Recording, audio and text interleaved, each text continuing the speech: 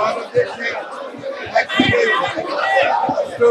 ব্যবস্থা, রাজনৈতিক ব্যবস্থা, অর্থনৈতিক অর্থনৈতিক ব্যবস্থার আমূল সংস্কার এবং ১-২-৫ সাল থেকে তিনি বহুদিনের গণতন্ত্র নিয়ে আসেন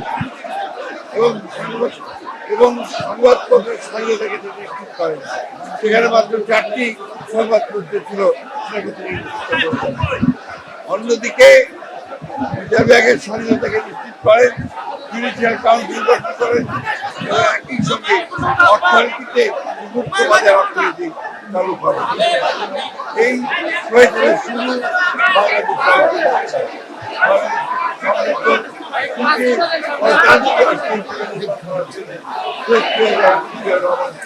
ভিত্তি স্থাপন এই ভিত্তি পরবর্তীকালে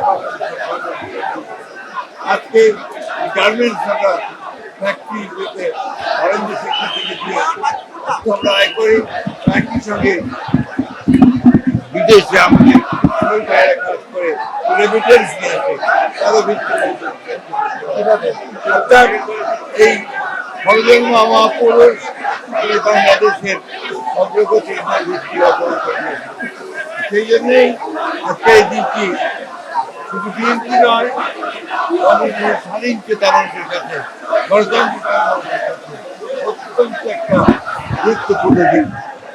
আজকে যখন বাংলাদেশে বিভিন্ন রকম এই গণঅভ্যুত্থানের পরে যখন বিভিন্ন রকম ভাবে একটা প্রচেষ্টা চক্রান্ত চলছে এই গণতন্ত্রকে আবার ধ্বংস করার জন্য, সেই মুহূর্তে এই 7ই নভেম্বর বিপ্লব সংহতি দিবস আমাদেরকে সেই পথেই যেতে অনুপ্রাণিত করে, যে পথে সত্যিকার অর্থে আমরা বাংলাদেশে গণতান্ত্রিক রাষ্ট্র নির্মাণ করতে পারবো, একটা সমৃদ্ধ রাষ্ট্র নির্মাণ করতে পারবো, জনগণের ভোটের অধিকারকে নিশ্চিত করতে পারবো, বিচারের অধিকারকে নিশ্চিত করতে পারবো।